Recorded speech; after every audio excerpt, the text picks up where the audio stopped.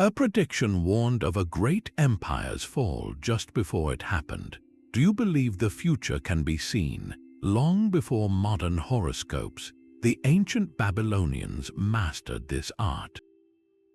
They were not fortune tellers but scientist priests who built a system so advanced it could forecast harvests, economic crashes, and the rise and fall of kingdoms with chilling accuracy. This is the story of their hidden knowledge. By the end, you will possess 30 of their most guarded astrological secrets, techniques that shaped history. How did they turn the stars into a tool of power, and what eerie events did they foresee? Do you think the patterns of the past still whisper about our future? Their entire system began with a single, monumental purpose: to protect the throne. This is the first secret, the origin point. Babylonian astrology was born not from curiosity about individual destiny, but from a ruler's desperate need for stability. In the Fertile Crescent, where the Tigris and Euphrates rivers carved life into the desert, the king's survival was the state's survival. A failed harvest meant rebellion. A strange light in the sky could signal divine displeasure, and war was a constant shadow on the horizon. To navigate this, the Babylonians developed the world's first state-sponsored predictive science. They appointed scholar priests, the Enuma Anu Enlil, meaning scribes of the celestial omen series. Their sacred text was not a book of star signs for love or career, but a vast technical manual for national security. It was called the Enuma Anu Enlil, a collection of 70 clay tablets, each packed with meticulously recorded observations. Imagine a government intelligence report, but written in cuneiform and addressed to the gods. The priests would watch the night sky with relentless precision, noting everything: the color of the moon's halo, the path of a planet near a specific star, the date of an eclipse. They then cross-referenced these events with what happened on Earth. If a red glow was seen around the moon and then a neighboring kingdom attacked, that celestial event became an omen, a divine warning. Their core belief was simple: the gods communicated their intentions through the language of the heavens. A plague, a famine, a military victory, all were written in the stars before they unfolded on Earth. So the priest's job was to decode that divine memo and advise the king on how to appease the gods or prepare for the coming storm. This was astrology as a tool of power, a way to manage the fate of an empire. Every eclipse was a potential coup, every planetary alignment a forecast for the economy. They created the foundational rulebook, the original connection between celestial movement and earthly event, that every astrologer after them would inherit. Their celestial map began with a path of power, the ecliptic. This is the second secret, the zodiac's true birthplace. The Babylonians watched as the sun, moon, and planets traveled across the sky, not randomly, but along a specific highway. They called this path the Way of Anu, the sky god, and they mapped its landmarks with breathtaking precision. Long before the Greeks named 12 signs, Babylonian astronomers had already carved this celestial belt into distinct constellations. One of their most important texts was called Mul.Apin, the plough star. This was not a storybook, but a practical farmer's almanac and astronomer's guide written in the stars. It listed constellations that served as critical markers for the seasons. When the constellation they called the plough became visible at dawn, it was time to prepare the fields. Another, the Great Twins, signaled the spring equinox. Within this map lay the direct ancestors of our own zodiac. The mighty constellation they knew as the Bull of Heaven, a celestial beast of immense power, would later become our Taurus. The fierce lion, a symbol of kingship, was already stalking the Babylonian sky as the precursor to Leo. They even tracked the scales, a constellation associated with judgment and balance, which we know as Libra.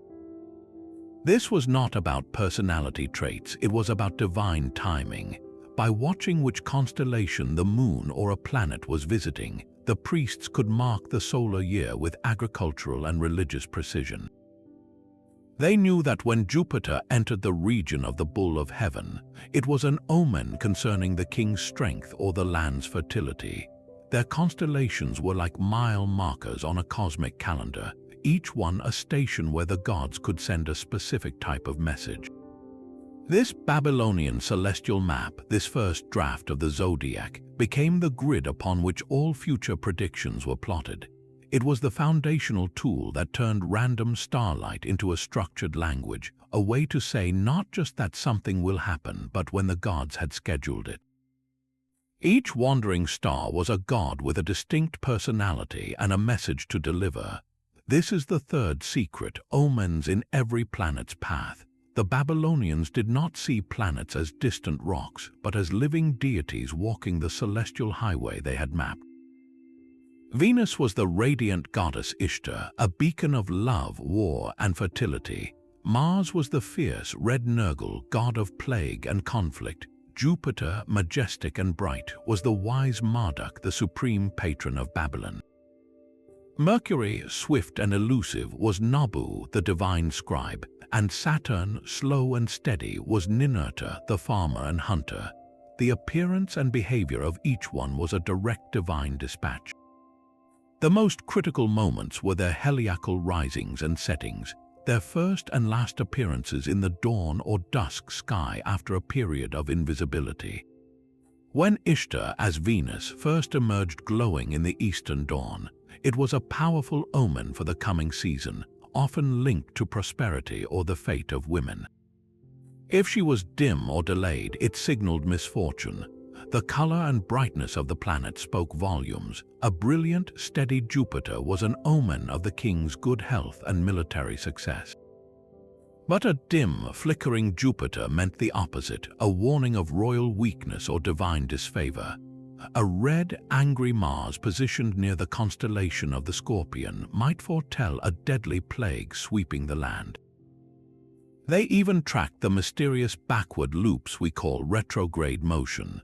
When a god like Mercury or Mars paused in its journey and reversed course against the starry background, it was not a mechanical orbital quirk, it was a divine change of mind, a celestial hesitation that demanded interpretation. A planet in retrograde might indicate a reversal in military campaigns, a breakdown in trade negotiations, or a period of confusion in the royal court. Every detail was a syllable in a sentence from the gods. The precise day a planet entered a specific constellation, its relative speed, even its atmospheric twinkling, all held predictive weight. This system transformed the night sky from a static tapestry into a dynamic, animated council of the gods, constantly debating and deciding the fate of the empire below. To read their movements was to have a direct line to the divine strategy room. One specific set of clay tablets changed everything. The Venus tablets of Amasajuka, named for the Babylonian king who reigned over 3,600 years ago, represent the fourth secret, the birth of long-term celestial forecasting. These are not vague prophecies, but meticulous astronomical diaries. For 21 years, scholar priests tracked the precise appearances and disappearances of the planet Venus, the goddess Ishtar, in the morning and evening sky. They recorded every heliacal rising and setting, every period of visibility and invisibility with the dry precision of accountants. But within this data lay a revolutionary discovery, a predictable rhythm. The priests identified two powerful cycles. The first was a short, precise synodic cycle of about 585 days, the time it took for Venus to return to the same position relative to the Sun and Earth, reappearing as the morning or evening star. The second was a grand 8-year cycle, where 5 of those shorter cycles almost perfectly realign, bringing Venus back to virtually the same point in the sky. This was the breakthrough. They realized the goddess was not moving at random, she was following a divine schedule. By understanding this schedule, they could project it forward. Using the tablets as a reference, they could predict when Venus would next emerge as a bright morning star years in advance. And because every appearance of Venus carried an omen, this meant they could forecast the type of message the gods would send. If a specific appearance in the past had coincided with a bountiful harvest, its predicted return promised similar abundance. If another had aligned with a period of political unrest, its forecasted return was a warning to the king to strengthen his grip on power. This transformed astrology from reactive interpretation to active prediction. They built a long-term calendar of divine influence, a way to prepare the kingdom for the blessings or challenges Ishtar had already scheduled. It was a staggering leap, applying mathematical observation to decode the patterns of the gods, turning celestial mystery into a manageable, predictable force for securing the empire's future. But of all the celestial warnings, none struck deeper terror than a lunar eclipse. This is the fifth secret, the moon's shadow as a divine verdict. When the Earth's shadow slowly consumed the bright, full moon, it was not a scientific spectacle, it was a direct, ominous message. The moon god, Sin, was being attacked, and that attack was a reflection of a coming assault on the king himself or his kingdom. The Babylonians did not just fear these events, they mastered their prediction with a discovery so precise it still bears their name, the Saros cycle. Through centuries of obsessive record-keeping on their clay tablets, they noticed a pattern. Every 18 years, 11 days, and 8 hours, a nearly identical eclipse would recur. They called this period a Saros, and it allowed them to forecast eclipses decades into the future. Knowing the when was only half the battle, the true secret was in the where. The quadrant of the sky in which the eclipse began held the coded message of its target. If the shadow first touched the moon in the eastern quadrant of the sky, the omen was directed at the kingdom of Elam, a frequent rival to the east. An eclipse beginning in the west foretold disaster for Amaru, the lands to the west. The north meant trouble for the Gutians, and the south for the land of Akkad itself. This gave the prediction terrifying specificity. The priests could warn the king not just that danger was coming, but the likely geographic origin of the threat. But knowledge was not enough, they needed a defense. This led to one of history's most chilling rituals, the substitute king ceremony. When a dire eclipse omen pointed directly at the monarch, the court would enact a desperate plan. A mentally ill man, a condemned prisoner, or a simple gardener would be plucked from obscurity and placed on the throne. For 100 days, this substitute king would wear the royal robes, eat the royal meals, and sleep in the royal bed, performing all the ceremonial duties. The true king would live discreetly in the background, referred to only as the farmer to hide his identity from the gods. The substitute was the decoy, absorbing all the malignant fate the eclipse had foretold. At the end of the ritual period, with the celestial danger deemed to have passed, the substitute king and his consort, often a tavern maid, would be quietly and ceremonially put to death, fulfilling the omen of the king's demise. The real ruler would then return to his throne, his life and reign preserved by this macabre sleight of hand. It was a stark, brutal transaction, a life sacrificed to cheat a prophecy written in the stars, demonstrating just how literally and desperately they believed their celestial warnings could dictate the fate of empires. If the moon's eclipse threatened the king, a solar eclipse declared an all-out war on his reign. This is the sixth secret, where the sun itself became an omen of royal survival. The sun god Shamash was not just a celestial body, he was the divine embodiment of justice, law, and most critically, the king's own authority. The king was Shamash's representative on earth, his power a direct reflection of the sun's unwavering light. So when that light was suddenly, violently extinguished in the middle of the day, the message was unambiguous and terrifying. A solar eclipse was not a natural event, it was a cosmic coup attempt, a dragon or demon swallowing the very source of royal legitimacy. It signaled a direct divine assault on the king's life, a collapse of social order, famine, rebellion, or invasion. The specific details of the eclipse were minutely interpreted for further clues.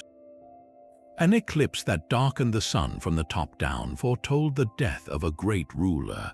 One that began from the bottom warned of widespread famine. The duration of totality translated directly to the length and severity of the coming crisis. But the Babylonians were not passive victims of these forecasts. They turned them into a meticulously scripted state emergency protocol. The moment the eclipse was predicted, the entire machinery of the kingdom shifted into a ritualized crisis mode. The king would immediately be taken to a specially prepared safe room. A symbolic substitute, often his own son, might be temporarily installed, but the core response was a massive public ceremony of appeasement aimed at Shamash. The priests, clad in special vestments, would lead the population in lamentation prayers from the Sherpu series, incantations designed to undo the evil of the omen. They would chant, beat their breasts, and loosen their hair as signs of collective grief and submission. Specific rituals involved burning aromatic herbs like juniper and cedar to create a pure, pleasing smoke for the offended god. More tangible offerings were also crucial. Statues of protective deities were paraded through the streets. Often, a white bull or sheep, an animal sacred to Shamash, was sacrificed. In some accounts, the king himself would perform a ritual act of humility, such as removing his crown and scepter and prostrating himself before the statue of the sun god, publicly reaffirming his subservience to the divine order. The goal was to demonstrate the kingdom's repentance and persuade Shamash to relent, to spit the sun back out and restore the natural and political order. This was astrology as the ultimate tool of state crisis management, a way to channel sheer celestial terror into a controlled, bureaucratic procedure that reinforced royal authority even in the face of its predicted downfall. The eclipse became a stage and the ritual, a performance of power designed to convince both the gods and the people that the king's fate could still be negotiated. The stars held a forecast more urgent than any royal omen, the coming of the rain. This is the seventh secret, reading the weather in the stars. For the Babylonians, whose entire civilization was cradled by the unpredictable Euphrates, astrology was not mystical, it was agricultural science. Their survival depended on knowing precisely when to sow and when to reap, and they found that calendar written in the heavens with perfect clarity. They watched for the heliacal rising of key stars, their first appearance in the dawn sky just before sunrise after a period of invisibility. One of their most critical markers was the constellation they called the Arrow, which we know as Sirius, the brightest star in our sky. When Sirius flickered into view just before dawn in the height of summer, it signaled the approaching Sharu, the hot, dry season. But its rising was also linked, through centuries of recorded observation, to the behavior of the Euphrates. A brilliant, steady rising of Sirius might predict a manageable, fertile flood. A dim or hazy appearance could warn of a devastating deluge or a perilously low river. Another crucial marker was the delicate cluster of stars known as the bristle, the Pleiades. Its heliacal rising in spring was the farmer's starting gun. When these stars became visible at dawn, it was time to begin the barley harvest. Its setting in autumn signaled the time to plow and sow the next year's crop. The priest's cross referenced these celestial events with planetary positions. If Jupiter, the planet of abundance, was in the constellation of the Yoke, our Taurus, during the Pleiades rising, the omen for the harvest was exceptionally favorable. If Mars, the planet of blight, was nearby, it warned of locusts or crop disease. This system transformed the sky into a dynamic, divine almanac. A king receiving a report about the stars was not just hearing a spiritual forecast, he was reviewing the empire's economic outlook. The price of grain, the stability of the labor force, the treasury's reserves, all were influenced by these celestial timetables. To predict the weather was to control the economy, and to control the economy was to hold power. This secret grounded their lofty celestial observations in the dirt of the field, proving that the gods spoke not only of kings and conquests, but of water, wheat, and the very rhythm of life itself. A planet's color was a direct message from its divine heart. This is the eighth secret, the coded language of celestial hues. For the Babylonian priests, a planet was not a single point of light. It was a living, breathing entity whose appearance could shift with its mood and message. They recorded these subtleties with an artist's eye, understanding that the how was just as critical as the where. A brilliant, steady white or yellow Jupiter, the planet of the god Marduk, was the best possible sign, a clear omen of the king's robust health, military triumph, and divine favor. But if Jupiter appeared dim, pale, or flickering uncertainly against the backdrop of stars, it was a dire warning. The god's light was fading, and so too was the king's power, signaling potential illness, political weakness, or a loss of divine support. Mars, the red star of the war god Nergal, was always a harbinger of conflict, but its shade told the story's severity. A deep, bloody red Mars meant large-scale warfare, and carnage was imminent. A lighter copper hue might indicate a smaller border skirmish or an internal revolt. The goddess Ishtar, as Venus, was a beacon of duality, and her glow held the key. When she shone with a clear, piercing silver-white light in the evening sky, she promised love, fertility, and economic prosperity. But if her light seemed hazy, greenish, or troubled, it warned of strife among women, infertility in the land, or social discord. Their observations went beyond the planets themselves to the very canvas of the sky. They meticulously documented what they called dust veils, strange, persistent hazes that dimmed the stars and cast the sun in an eerie, pallid light. Modern scientists now believe these were accurate records of massive volcanic eruptions happening thousands of miles away, events like the cataclysmic Thera eruption. To the Babylonians, this was not atmospheric science, it was a profound celestial omen. A sun that looked like the moon in the daytime, or stars that disappeared behind a persistent gray curtain, were interpreted as signs of divine anger, often preceding periods of famine, disease, or political upheaval. This secret reveals the breathtaking depth of their watch. They were not just tracking motions, they were archiving the sky's complexion, understanding that the gods painted their warnings not only in positions but in pigments and textures, a secret language of light and shadow written across the heavens. When two gods drew close in the sky, the fate of empires hung in the balance. This is the ninth secret where planetary alignments wrote the history of nations. For the Babylonians, a conjunction, the moment two planets appeared to touch in the night sky, was not a simple celestial event. It was a divine summit, a private conference where the gods negotiated the future. The specific deities involved and the celestial neighborhood where they met determined the agenda. A close, brilliant conjunction of Jupiter and Venus was the most auspicious of all. Here Marduk, the king of the gods, met with Ishtar, the goddess of fertility and warfare.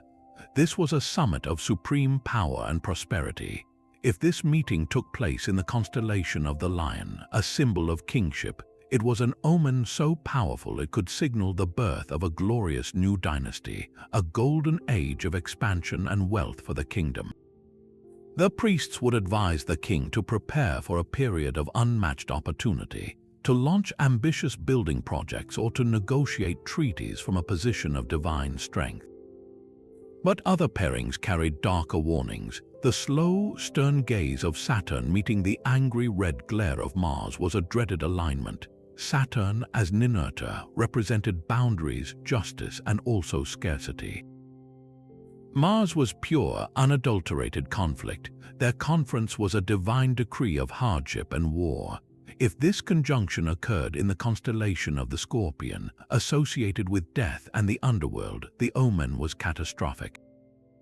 It predicted a devastating invasion that would bring famine in its wake, a conflict that could erase borders and topple kings. The secret was in this precise celestial diplomacy. The zodiacal sign provided the location for the treaty, shaping the nature of the event. A conjunction in the Bull of Heaven spoke of agricultural impacts affecting the land's fertility and the economy. A meeting in the scales pointed to legal matters, a shift in treaties, or a divine judgment between two rival states. The priests could thus deliver stunningly specific forecasts. They might warn that within the year following the Saturn-Mars summit in the Scorpion, our eastern rival would march under a blighted star, but our forces must not meet them in open battle until Jupiter enters the Ram. This was astrology as geopolitical strategy, reading the minutes of the gods' own war councils written in light. It gave the Babylonian state a perceived advantage, a way to anticipate not just storms or harvests, but the very rise and fall of kingdoms, believing the most pivotal moments of history were scheduled in the stars long before the first sword was ever drawn. This vast library of celestial cause and effect was codified into a single, sacred text. The 10th secret is the astrological Bible itself, the Enuma Anu Enlil. Imagine a towering set of 70 clay tablets, not filled with stories or prayers, but with thousands of cold, logical entries. This was not a book to be read for inspiration. It was a reference manual for survival, a divine database written in the stars. Its structure was brilliantly systematic, built entirely on an if-then framework. Each entry began with a precise celestial observation. If the moon on the first day of the month is seen with a halo. If Venus rises in the east and is the color of amber. If Mars enters the constellation of the Old Man and stands still for 3 nights. The then clause followed with the predicted earthly outcome. Then the king will die, then the harvest of the land will prosper, then an enemy army will lay siege to the city. This was prophecy stripped of all poetry, reduced to a direct, actionable formula. For example, one famous entry states, if the moon is haloed and Jupiter stands within it, then there will be famine in the land. The priest's job was to match what he saw in the night sky to the correct entry in this celestial catalogue, then deliver the corresponding forecast to the palace. This knowledge was not for public consumption. It was a state secret, meticulously copied and passed down through generations of scholar priests. A young apprentice would spend years memorizing these tablets, learning to recognize the subtle differences between a good omen and a catastrophic one. The power of the Enuma Anu Enlil was its sheer comprehensiveness. It turned the chaotic language of the gods into a structured, lookable system. Any strange light, any unusual planetary path had likely been seen and recorded before, and its consequence was already known. This transformed prophecy from a matter of mystical intuition into a technical science, a repeatable process that could be taught, verified, and trusted. The fate of kings and kingdoms now depended on the accuracy of a celestial filing system. While the Enuma Anu Enlil guided the state, another text governed the daily rhythm of life. The 11th secret is the Mul.Apin, a 2-tablet compendium that served as both a farmer's almanac and a king's strategic calendar. This was not a book of omens, but a practical manual of time itself, written in the stars. Its name, meaning the plough star, came from its first entry, which marked the years beginning with the dawn rising of that constellation. The text is a systematic list, a celestial directory. It names over 60 stars and constellations, meticulously recording the dates of their heliacal risings and settings.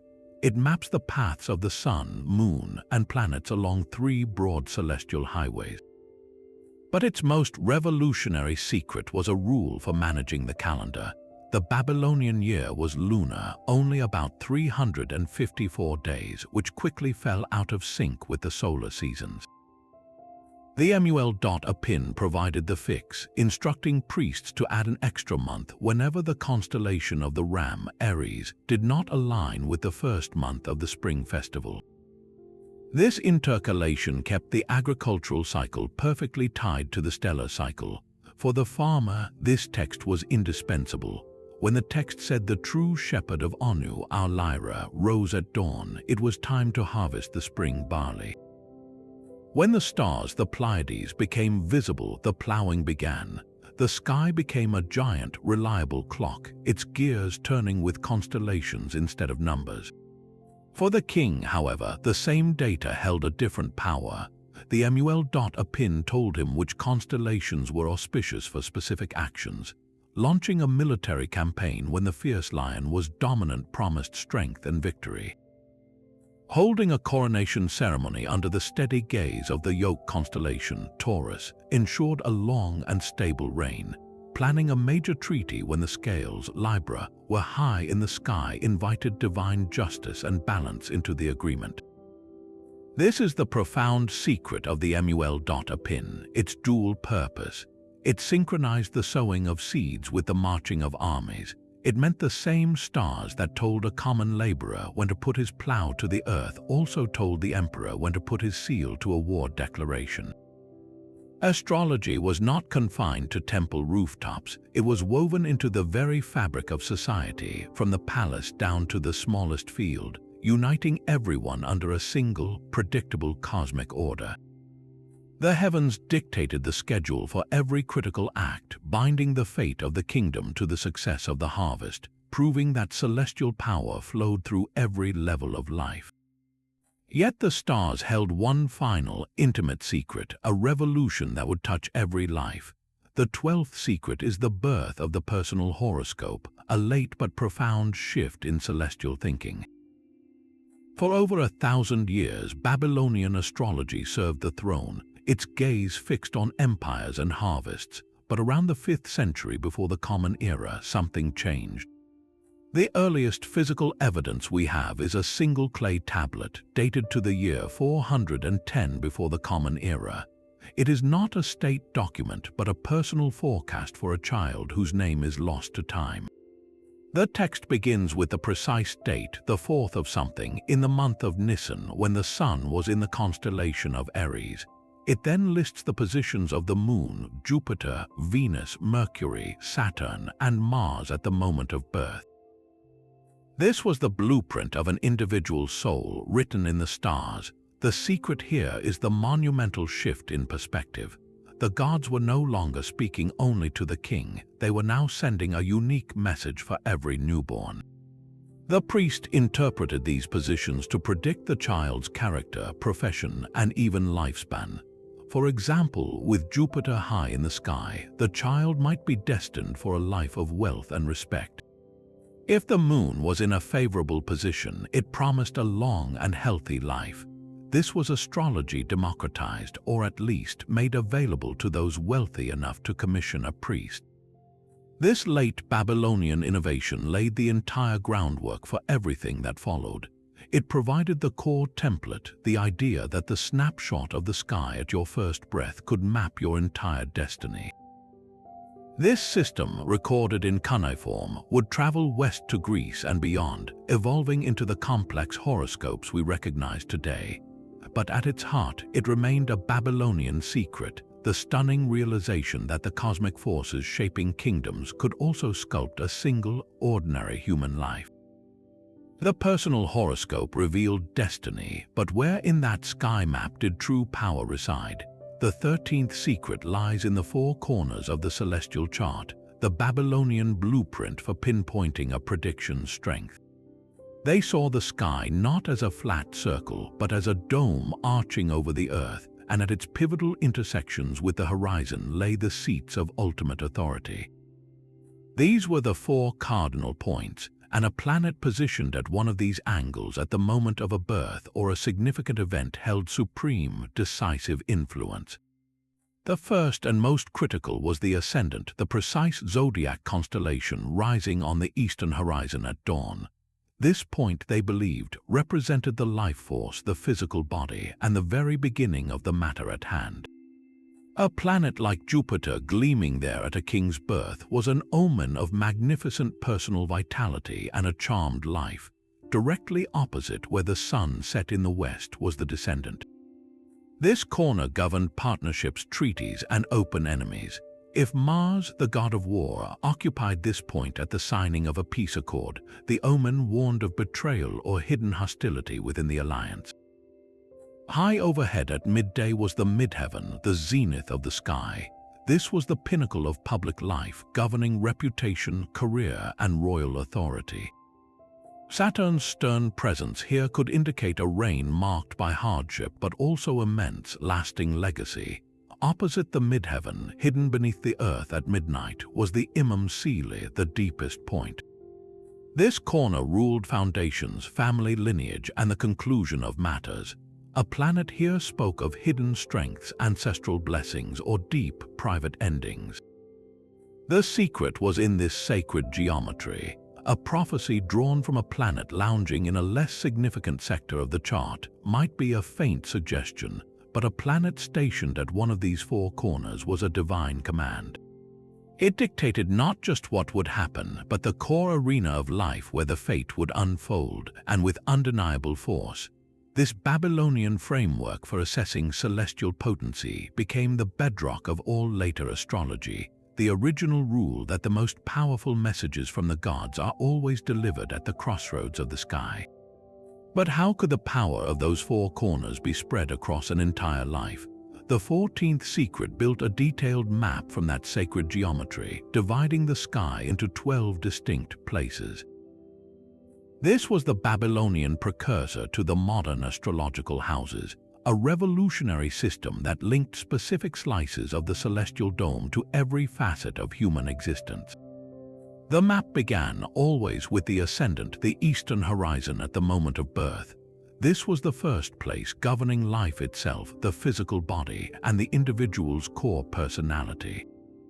It was the starting gate of destiny. From there, the priests divided the sky, moving counterclockwise, assigning each subsequent place a fundamental life theme. The second place, just below the eastern horizon, ruled wealth, possessions, and material resources. A planet found here, like Venus, could promise financial fortune. The third place governed communication, siblings, and short journeys. The fourth, at the very bottom of the chart, was the domain of home, family, and ancestral roots. The system continued upward with the seventh place, directly opposite the first on the western horizon, becoming the sector of partnerships, marriage, and open rivals. This meant your spouse or your greatest competitor was literally written in the stars opposite your own point of life. The 10th place, at the midheaven zenith, was the arena of career, public honor, and royal status. The secret genius of this system was its breathtaking completeness. It created a celestial template for a human life. A priest could now look at a birth chart and say more than just Jupiter is strong. He could pinpoint, Jupiter is strong in your 4th place, so your family lineage will bring you great honor and property. Or, Mars challenges your 7th place, warning of conflict in marriage or with business partners. This transformed personal astrology from a vague character reading into a structured forecast of life events. It answered the most human questions, not just who you are, but where your wealth might come from, what your home life would be like, and who you were destined to meet. By linking celestial geometry directly to the universal milestones of human experience, the Babylonians created the first true life sector map, a cosmic blueprint that promised to reveal the divine plan for every corner of your existence, from your first breath to your final legacy. The personal horoscope mapped your life, but the Babylonians believed the gods also scheduled its most critical moments down to the hour. This is the 15th secret, the omen of the day of the moon, a system of planetary time that turned every week into a cosmic clock. They assigned each of the 7 known celestial bodies to rule one day, creating the 7-day week we still use today. The sequence was based on their perceived distance from Earth, starting with Saturn, then the Sun, the Moon, Mars, Mercury, Jupiter, and Venus. The day we call Monday was sacred to the moon god Sin, Tuesday to Mars, Wednesday to Mercury, Thursday to Jupiter, Friday to Venus, Saturday to Saturn, and Sunday, of course, to the sun god Shamash. But the true secret lay in the subdivision of these days. The Babylonians broke each 24-hour period into 24 planetary hours, but these were not equal 60-minute blocks. Instead, they divided the time between sunrise and sunset into 12 equal parts, and the night into 12 more, meaning the length of a planetary hour changed with the seasons. The first hour of each day belonged to the planet that ruled that entire day, so the first hour of Monday was ruled by the moon, The subsequent hours then cycled through the planetary order: Saturn, Sun, Moon, Mars, and so on. This created a constantly shifting celestial rhythm within each day. The magical practice was in choosing the correct planetary hour to begin any important undertaking.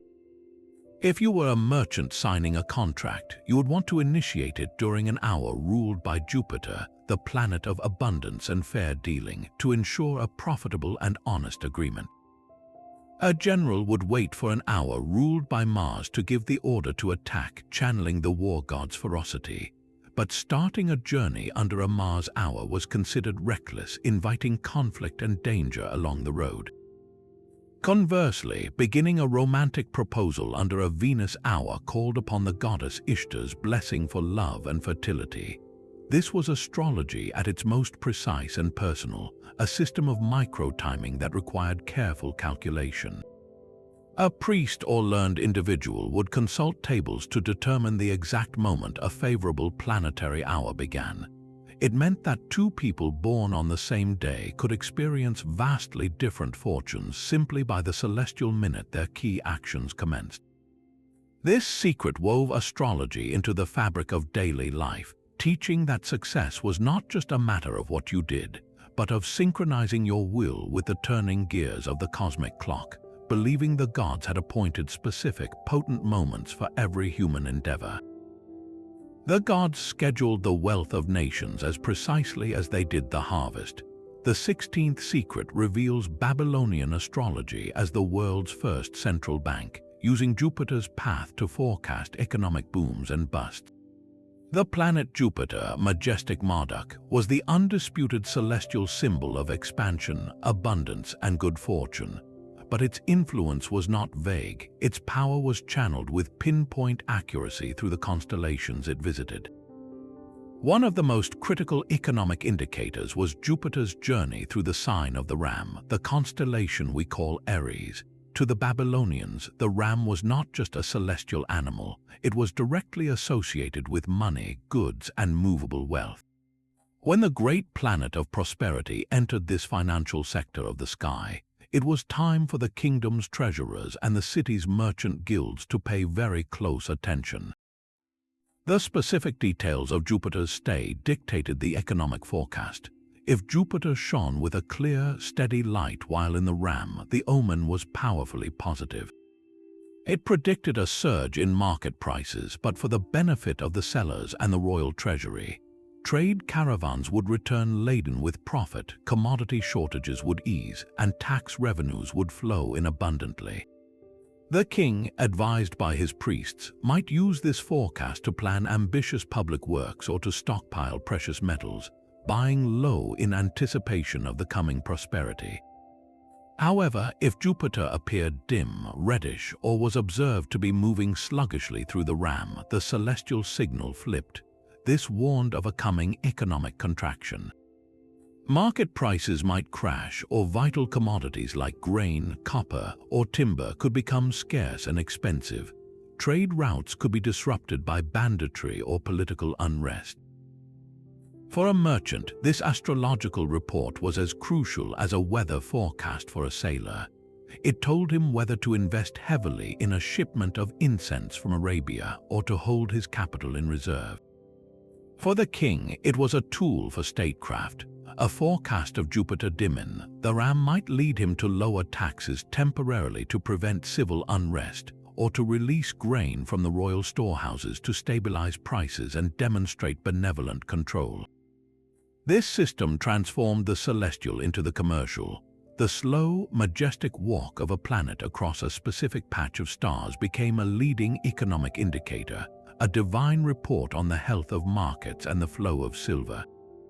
It gave the state and the merchant elite a powerful, shared framework for risk management, believing that the tides of wealth and poverty were not random, but written in the stars long before the first transaction was ever made. The stars could diagnose a fever as clearly as they could predict a famine. The 17th secret wove the celestial map directly into the human body, creating a system of medical astrology where each planet governed a specific part of our physical form. This was not magic, but a logical extension of their belief that the gods controlled all things. The slow, cold Saturn ruled the bones, joints, and the teeth, anything hard and enduring. The fiery, aggressive Mars commanded the blood, the muscles, and the processes of inflammation. The radiant sun governed the heart and the vital life force, while the changeable moon ruled the fluids, the stomach, and the mind's tides.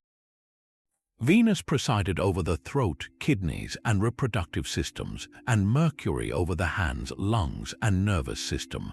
Jupiter's domain was the liver, the organ of metabolism, and they believed of mood.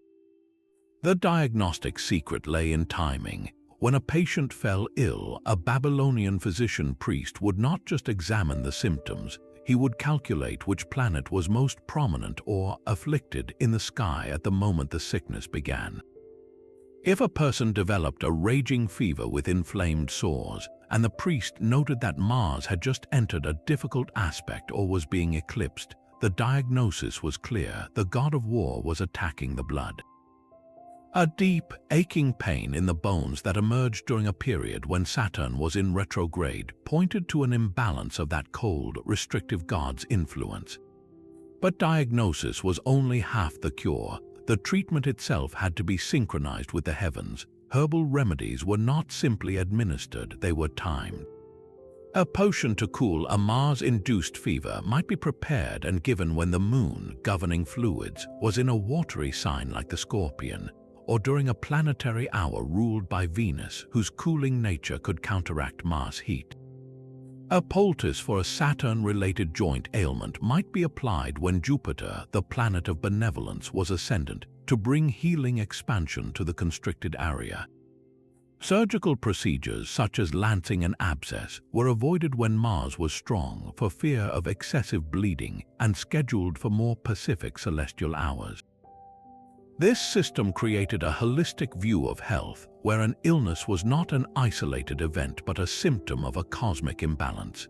It meant healing was an act of realignment, of bringing the individual body back into harmony with the divine order of the universe.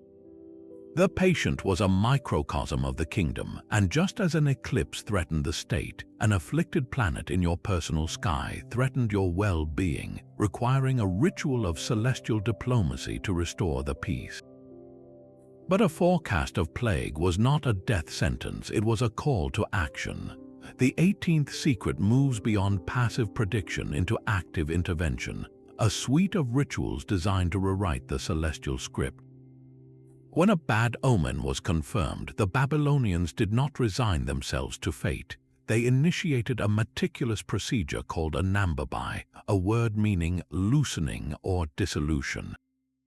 This was a ceremony of purification and offering, a divine negotiation to avert the predicted evil. Imagine it as a cosmic reset button, a ritual user manual included with the ominous forecast.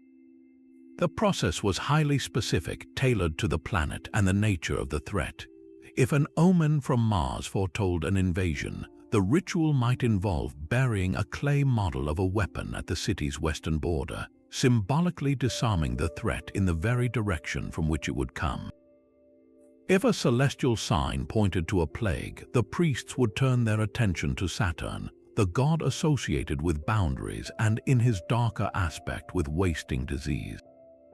They would prepare a sacred space, purifying it with water from the Tigris and fumigating it with the smoke of juniper and cedar.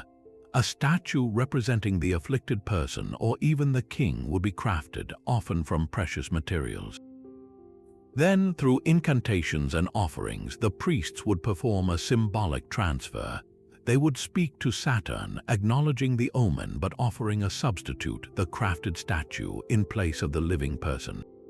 The statue would then be destroyed or buried in a specific location, carrying the predicted plague away with it into the earth. This reveals the profound core of their belief. Astrology was not a fatalistic prison. It was an early warning system that came with a repair manual. The gods sent omens not merely to announce doom, but to provide a chance for correction, for the people to demonstrate their piety and persuade the divine powers to change their decree. A nambabai ritual was a performance of humility and ingenuity, a way to say to the heavens, "We have heard your warning and we offer this in exchange."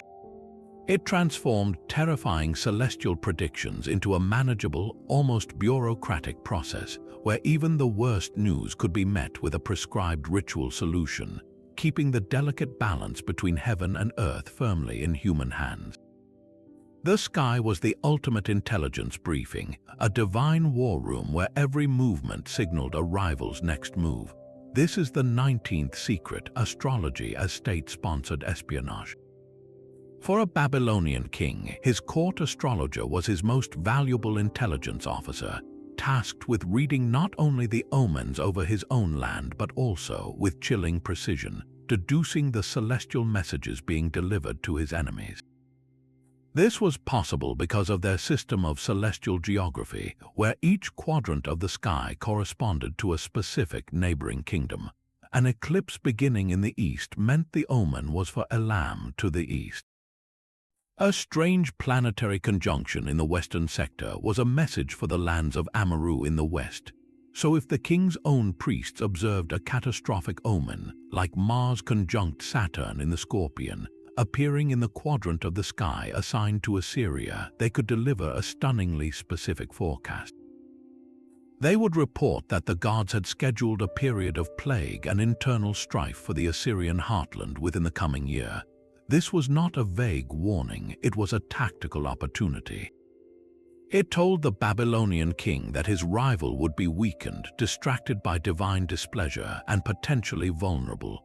Conversely, if they saw a brilliantly favorable omen, like Jupiter entering the lion in their own southern quadrant, they knew it promised strength for Babylon. But they would also be watching the northern sky assigned to the mountain tribes. If that same favorable omen appeared there, it meant those restless tribes were also receiving divine favor, and a preemptive strike might be necessary before their power grew. This system turned celestial observation into a form of psychological warfare and strategic forecasting. Before launching a campaign, the king would demand a full celestial assessment. The priests would calculate the planetary positions and determine if the omens for their own army were strong, and just as critically, if the omens over the enemy's territory were weak. They might advise, "The moon is in the constellation of the bow, our weapons will strike true, but Mars is retrograde in the enemy's sector. Their war god has turned his back, now is the time to march." This granted the Babylonian state a perceived supernatural advantage, the confidence that they were not just fighting men, but acting in alignment with a divine timetable written in the stars. It made the astrologer priest a master of both cosmic and human strategy, reading the battlefield map drawn in light across the heavens, believing that the gods themselves revealed the vulnerabilities of every kingdom under their watch. The most sophisticated predictions relied on a hidden calendar of celestial echoes. Secret 20 unveils the Babylonian goal year texts, an advanced system that treated time itself as a recurring pattern, not a straight line. These were not simple almanacs, but complex astronomical workbooks used by master priests. Their core secret was the concept of a goal year period, a specific span of time after which the planets returned to nearly identical positions in the sky. The most common cycles were 8 years for Venus, 12 years for Jupiter, and a grand 71-year cycle that brought several planets into a powerful realignment. Here is how it worked with breathtaking logic. If a priest needed to forecast the events of, say, the coming year, he would not look at the immediate omens alone. Instead, he would calculate the goal year period and look back in the astronomical records to a year that fell into the same cyclical pattern, perhaps 71 years prior. That past year became the template. The priest would meticulously study everything recorded for that template year: what planetary conjunctions occurred, what eclipses were seen, what omens were noted, and most critically, what actual historical events unfolded: the wars, the harvests, the king's fortunes. He would then apply that template forward. The logic was elegantly cyclical. If the heavens repeat their dance, then history must repeat its steps.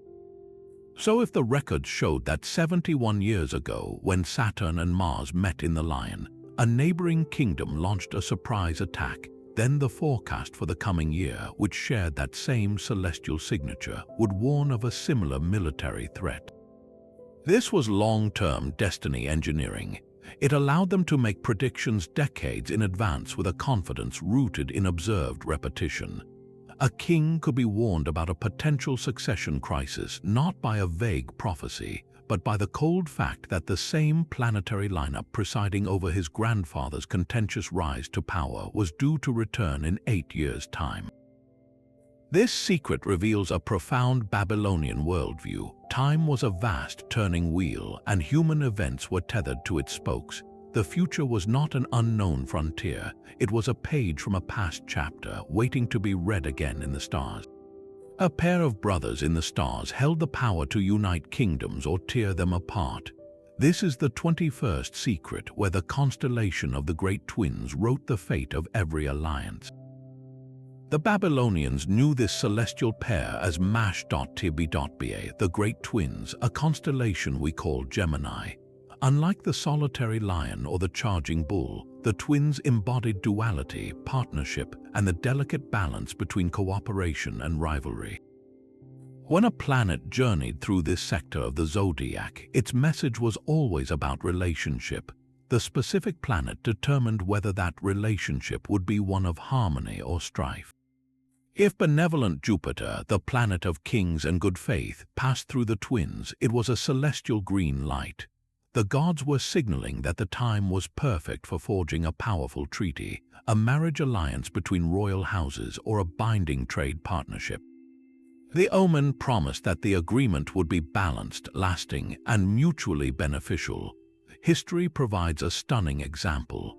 In the year 1259 before the Common Era, the two superpowers of the age, the Hittite Empire and Egypt, were exhausted from decades of border warfare.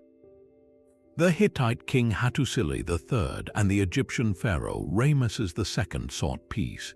While we do not have the Babylonian astrological report for that exact day, the principles of their system are clear.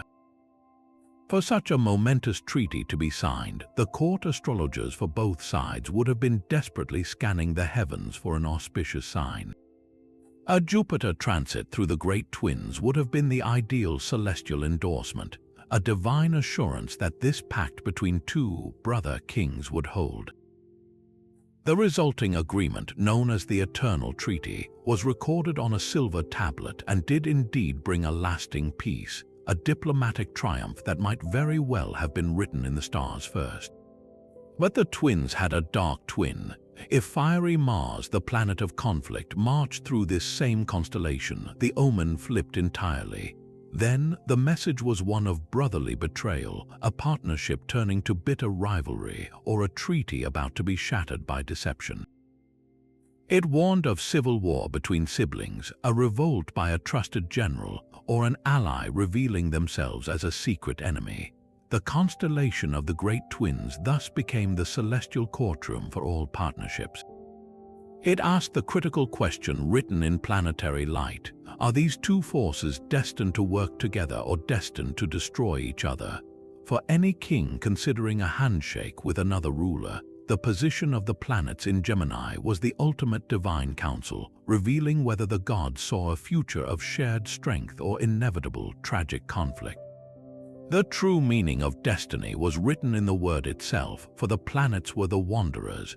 This 22nd secret reveals the Babylonian philosophy of fate, a dynamic conversation between the fixed stars and the wandering gods. They called the planets Bibu, the wild ones, because they alone moved with apparent freedom against the orderly backdrop of the constellations. This was the core of their celestial worldview. The fixed stars represented the unchangeable structure of the cosmos, the divine laws and the cycles of nature. But the planets, these luminous wanderers, represented the active will of the gods intervening within that structure. Your destiny, your Shimtu, was not a single, unalterable sentence carved in stone. It was more like a river, its banks set by the fixed stars, but its current, its twists and its power were shaped by the ever-moving planets. The secret was that your life was a dialogue. The snapshot of the sky at your birth, your horoscope, gave you the map, the potential themes and challenges written in the positions of the wanderers at that moment. But as those same planets continued their journeys, forming new angles and entering new constellations throughout your life, they were constantly speaking to that original map, activating different potentials, offering new challenges, or delivering promised blessings. A difficult Mars aspect at birth might indicate a natural temper, but if Jupiter later formed a benevolent angle to that natal Mars, the omens suggested the individual could learn to channel that aggression into courageous leadership. Conversely, a glorious Jupiter placement at birth promised favor, but if Saturn later crossed that point in the sky, it could signal a period of necessary restriction, a test of the character that Jupiter had built. This meant an individual's fate was participatory. The gods set the stage with the birth chart, but through your actions, your piety, and the rituals performed at key celestial moments, you could influence the dialogue. A bad omen was not a final verdict. It was a warning to change course, to perform a Nambabai ritual, to align your will with the divine and negotiate a better outcome. The wandering stars embodied the beautiful, terrifying uncertainty of a life lived under a watchful heaven where destiny was not a prison, but a lifelong conversation with the gods themselves. The power to read the stars was useless without the power to change them. This 23rd secret belonged to a specialized priestly class so elite they were the state's ultimate celestial operatives, the Kalu priests. These were not merely stargazers, they were chanters, astrologers, and magicians rolled into one, the only ones trained to complete the celestial circuit. Their education was a decades-long marathon of memory and mathematics. A young apprentice, chosen from a priestly family, would spend years mastering the intricate wedge-shaped script of cuneiform, copying and recopying the thousands of entries from the Enuma Anu Enlil until they were etched into his mind. He would learn complex arithmetic to calculate planetary movements and eclipse cycles. His nights were spent on the temple rooftop, the ziggurat, identifying every constellation and tracking the subtle shifts in a planet's light. But this technical knowledge was only the first half of their secret power. The true, guarded weapon was their mastery of sound. When a dire omen was confirmed, the Kalu priest knew the precise ritual chant called an urshima that corresponded to that specific celestial warning. Each omen had its own prescribed chant, a lyrical, hypnotic poem addressed directly to the offended god. These were not casual prayers, they were precise sonic formulas, believed to carry the same weight and authority as the omen itself. The priest's voice became a divine instrument. In a darkened temple, lit only by flickering oil lamps, the Kalu would begin his chant, his rhythmic incantation rising and falling in the ancient Sumerian language. The chant would describe the god's greatness, acknowledge the omen, and then, crucially, plead for mercy and offer a substitute, often through symbolic actions performed alongside the singing. The secret was this synergy, the diagnosis from the stars paired with the prescribed ritual cure from the sacred texts. A Kalu priest guarding this knowledge was protecting the kingdom's most vital asset, the user manual for the cosmos.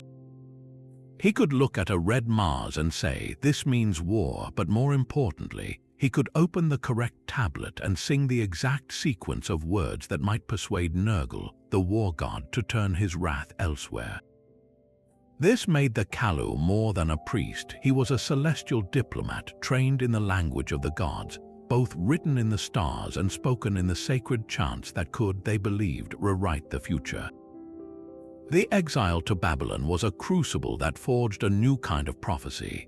In the year 586 before the Common Era, the Babylonian king Nebuchadnezzar II conquered the kingdom of Judah, destroyed the temple in Jerusalem, and forced the Jewish elite into exile in his capital. For decades, the displaced priests and scribes lived at the heart of the world's most advanced astrological culture. They were surrounded by the scholar priests, the Enuma Anu Enlil, and immersed in a society where every state decision was preceded by celestial consultation.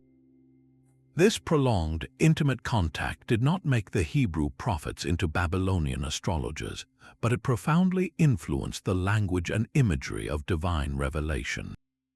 The 24th secret is this cross-pollination, where Mesopotamian celestial concepts were absorbed, transformed, and woven into the very fabric of biblical prophecy.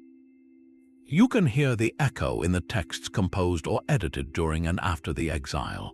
The Book of Daniel, set in the Babylonian court, is filled with visions of cosmic battles, of beasts rising from a chaotic sea, and of kingdoms represented by mixed metals, imagery that resonates with the omen-filled, symbolic world of Mesopotamian divination.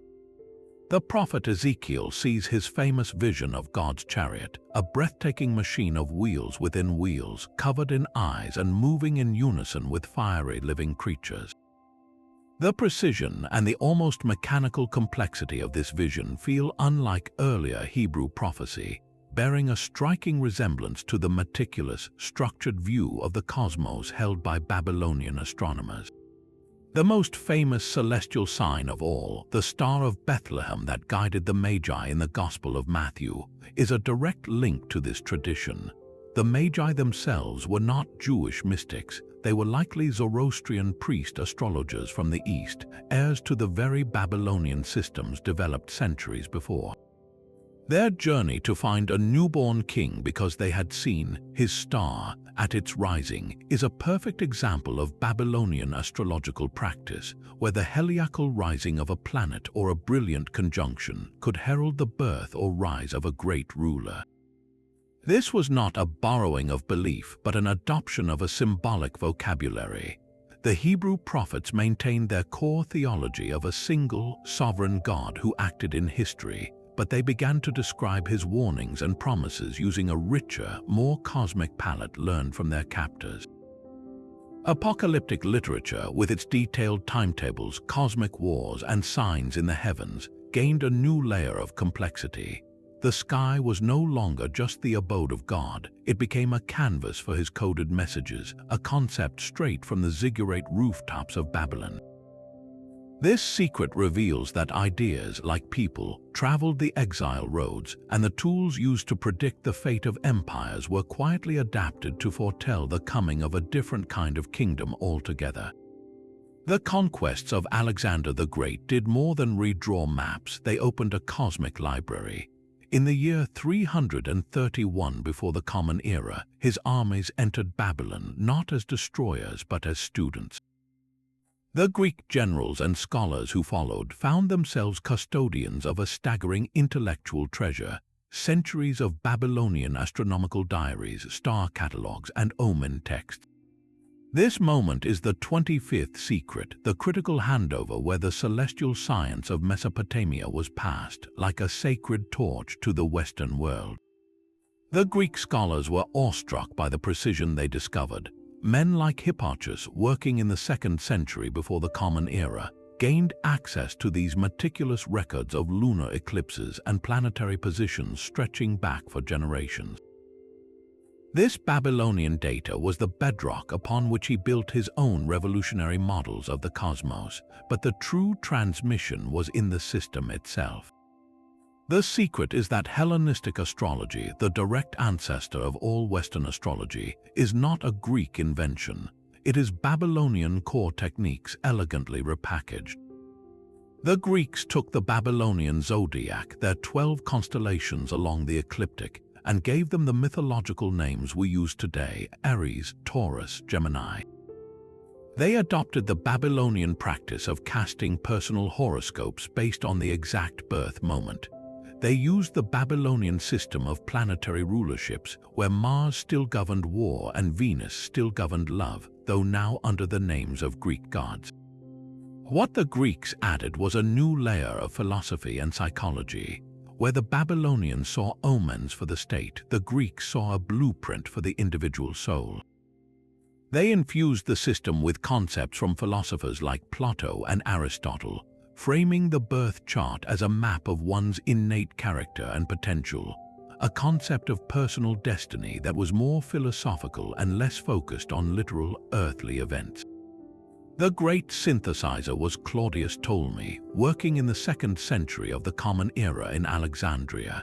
His monumental work, the Tetrabiblos, became the astrological Bible for over a millennium.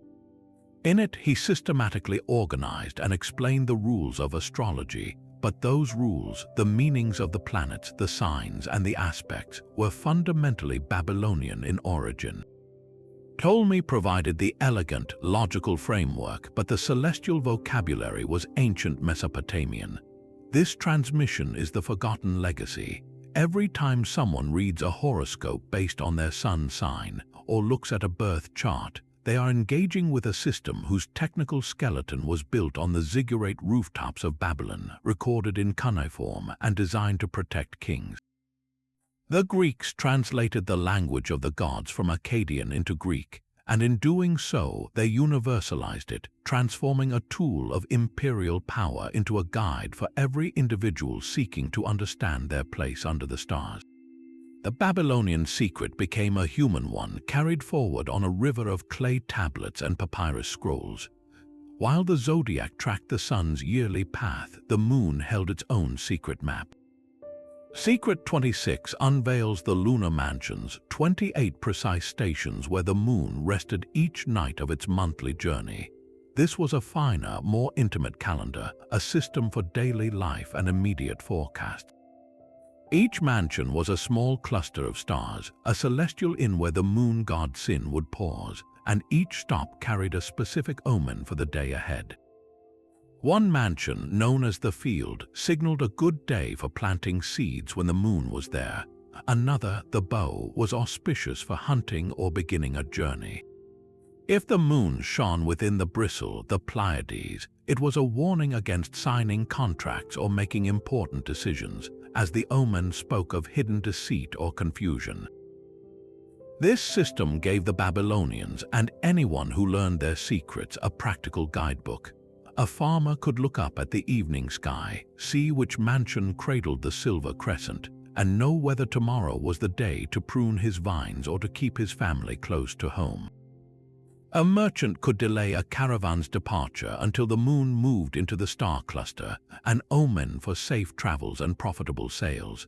This was astrology stripped down to its most immediate utility, a celestial weather report for human endeavor. The true power of this secret, however, lies in its incredible journey. While the solar zodiac traveled west to Greece and Rome, the lunar mansions took a different path. They were adopted and refined by Arabic astronomers who called them Manazil al-Qamar and carried them across the Islamic world. From there, they traveled to India, where they were woven into the complex tapestry of Vedic astrology as the nakshatras. In each culture, the mansions gained new layers of meaning, but the core Babylonian idea remained. The moon's nightly position is a direct line to the divine will for the coming day. This forgotten system reveals the astonishing breadth of Babylonian celestial science. They didn't just build one monumental system, they built several, layering a solar calendar for kings, a lunar calendar for farmers, and planetary cycles for generations, creating a multi-layered cosmic language where every rhythm of time had its own heavenly dialect. The sky's violence could shake the very ground beneath their feet. Secret 27 reveals the Babylonian quest to find celestial triggers for nature's most terrifying chaos, earthquakes and floods. They refused to believe these disasters were random acts of divine cruelty, instead searching the heavens for a pattern, a warning system written in planetary alignments and stellar behavior.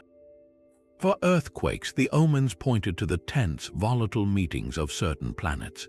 A conjunction of Mars and Saturn was particularly dreaded, as it pitted the god of war against the god of boundaries and scarcity. But the location of this celestial clash was everything. If this difficult alignment occurred within what they considered a violent zodiac sign like the scorpion, associated with the sting of death, or the ram, symbolizing a sudden, butting force, the omen gained terrible potency. The logic was one of celestial metaphor, the tension between two powerful, opposing gods manifesting in a constellation of strife would eventually release its energy by shaking the foundations of the earth. A priest seeing Mars and Saturn draw close in the Scorpion might warn the king to prepare the granaries and reinforce important buildings, for the gods had scheduled a tremor that could collapse homes and stir panic among the people. It was an attempt to impose order on the incomprehensible, to believe that even the ground's fury was preceded by a memo from the heavens.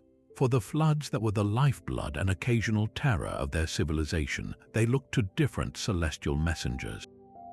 The moon, governing all waters, was their primary focus. An unusually large reddish halo around the moon, or the moon appearing drunk and wavering in a specific way, was an omen of the Euphrates or Tigris rising beyond their banks. They also watched specific stars. If the star known as the Yoke of Heaven, part of our constellation Lyra, appeared dimmed or washed out by haze, it signaled that the divine channels above were overflowing and the earthly rivers would soon follow. This was astrology as practical hydrology, an early warning system for the entire agricultural economy. A forecast of catastrophic flooding meant the king could order the labor corps to strengthen levees, move grain stores to higher ground, and prepare to manage the refugee crisis that would follow. This secret shows the breathtaking scope of their system. It was not confined to human affairs alone. They believed the gods orchestrated the entire natural world, and every element, from the stability of the soil to the flow of the rivers, was part of a single, interconnected celestial conversation. By listening to that conversation, they sought not just to predict disaster, but to reclaim a sliver of control, to stand before the raging waters or the trembling earth and say, "We saw you coming." Even your sleeping mind was watched by the stars. The 28th secret ventures into the shadowy realm where astrology met dream interpretation, a practice they called oneromancy. For the Babylonians, a vivid or troubling dream was not just a random firing of neurons. It was a deliberate message sent by the gods, but one that needed a celestial key to be decoded. That key was the planetary ruler of the night on which you dreamed. The secret was that the same celestial forces dictating state affairs also governed the private theater of your subconscious. If you had a powerful dream on a night ruled by Jupiter, the planet of kings and abundance, its meaning was filtered through that lens of expansion and good fortune. Dreaming of a feast or receiving a gift under Jupiter's watch was a potent omen of coming prosperity, perhaps a promotion or a windfall. But have the same dream on a Saturn night under the cold gaze of the god of restriction, and the interpretation flipped entirely. That feast might now warn of gluttony leading to loss, or the gift could symbolize a burden you would soon be forced to carry. The system was meticulously detailed. A frightening dream of conflict or fire during a Mars-ruled night was a direct, urgent warning of literal danger or hostility heading your way, as the war god made his message unmistakable. A romantic or artistic dream under Venus's domain was a blessing from Ishtar, encouraging pursuits of love or beauty. However, a dream of confusion, lost messages, or slippery animals like snakes during a Mercury night signaled deception, gossip, or a breakdown in communication you needed to heed. To navigate this, a person would consult a dream manual, a clay tablet listing hundreds of dream scenarios alongside their meanings, but always with the critical instruction to note the date. A priest or skilled interpreter would then cross-reference the dream's imagery with the planetary calendar, unlocking the true divine intention behind the metaphor. This practice reveals a cosmos of breathtaking intimacy. It meant there was no escape from the celestial dialogue, not even in sleep. Your most private fears and hopes were considered part of the grand celestial narrative, with the planets acting as directors of your subconscious, staging divine messages in the language of symbols. To understand yourself fully, you had to consult not only your heart but also the night sky, believing the gods scheduled their most personal communications under specific heavenly signatures. turning every sunrise into a potential moment of decoding the secrets whispered to you in the dark.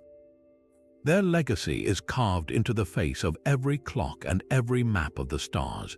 This 29th secret reveals the astonishing truth. Our modern world of precise time and celestial navigation is built on a Babylonian foundation. While their astrological predictions sought to read the minds of the gods, their relentless, meticulous observations forged the very tools of science. Night after night, for centuries, they tracked planetary movements with a precision that was not mystical but mathematical. They recorded the exact timing of lunar eclipses, the slow drift of Jupiter, the cyclical dance of Venus, compiling a database of celestial mechanics so accurate that Greek astronomers like Hipparchus and Ptolemy used it as the bedrock for their own models of the cosmos. Their obsession with prediction demanded a mastery of cycles, and in those cycles they discovered a universal language of numbers. This is where they made their most enduring gift, the sexagesimal system, counting in base 60. Why 60? It is a beautifully practical number, easily divisible by 1, 2, 3, 4, 5, 6, 10, 12, 15, 20, and 30, making complex astronomical calculations with fractions far simpler. From this system, they divided the circle into 360 degrees, a perfect fit for their calendar of roughly 360 days and a number divisible in countless ways. They then applied this same logic to time. They took their day and subdivided it into 12 double hours of daylight and 12 of night, a division that eventually evolved. Their base 60 system gave us the 60 minutes in an hour and the 60 seconds in a minute. Think of that for a moment. Every time you glance at your watch or phone to check the time, you are reading a number system invented by Babylonian astrologer mathematicians over 3,000 years ago. Every time an astronomer plots the position of a galaxy using right ascension and declination on a 360-degree celestial sphere, they are using a Babylonian coordinate grid. The secret is this profound duality. The very same priest who chanted rituals to avert an eclipse was also a scientist recording its exact duration to the fraction of an hour, data that would one day help Newton understand gravity. Their drive to predict divine will force them to discover the clockwork regularity of the universe itself. They sought messages from the gods, and in doing so, they mapped the mechanics of heaven, leaving a legacy not in clay omens, but in the silent, ticking geometry that structures our modern world. Their ultimate secret was not a hidden omen, but a way of seeing the world. For the Babylonians, astrology was not a matter of superstition or blind faith. It was a rigorous, empirical science of patterns. They had a word for this, iskaru, meaning the fixed order, the divine design woven into the fabric of everything. Their genius was in recognizing that this design was not chaotic, it was rhythmic, and those rhythms connected the heavens to the earth in a constant, observable dialogue. Their power did not spring from mystical insight, but from something far more modern, centuries of relentless, meticulous data collection. Every eclipse timed, every planetary position logged, every harvest recorded alongside a specific celestial event. This was their database. They were building a predictive model of reality, the world's first grand attempt at a unified theory, based on a single, profound principle: as above, so below. They believed the macrocosm of the stars and the microcosm of human life were mirrors. A conjunction of planets was not merely an isolated event in the sky. It was the celestial template for a conjunction of armies on the battlefield or a meeting of kings in a treaty hall. A storm in the heavens foretold a storm in the human heart or in the political landscape. This was their science, the relentless search for correlation, for the repeating signatures of the divine will. They watched the sky not to see magic, but to read the operating manual of the universe, written in a language of light, time, and position. Their 30 secrets, from the Venus tablets to the substitute king, from economic forecasts to medical diagnoses, were all applications of this one core idea. They sought to find the pattern in the noise, to bring the terrifying uncertainty of life under the comforting umbrella of a predictable, patterned cosmos. In the end, their greatest prediction was the enduring human desire itself, the longing to look up at a vast, indifferent sky and see, not randomness but a story, a map, a meaning written just for us. Their legacy is the quiet hope that our lives are part of a larger, beautiful order, and that if we watch closely enough, we might just learn to read our part in it. So were they truly seeing the future, or were they creating it? The evidence from their own records is tantalizing. Consider the fall of the Assyrian Empire. For decades, the Babylonian priests under Assyrian rule watched as ominous planetary conjunctions and repeated eclipses were recorded in the skies over Nineveh, the Assyrian capital.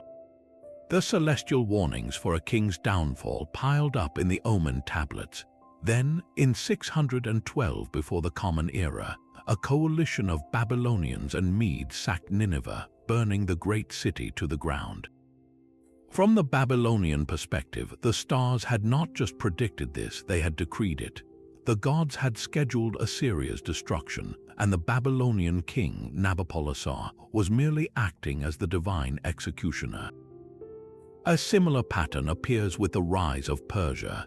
Centuries of observation had established that a brilliant conjunction of Jupiter and Venus in the constellation of the Lion was an omen of a glorious new dynasty. Historical records suggest such a conjunction was visible around the time Cyrus the Great founded the Persian Empire. Did the Babylonians see that celestial summit and predict his rise? It is deeply plausible they interpreted it exactly that way, but here lies the modern mystery. Were these accurate forecasts or something more complex?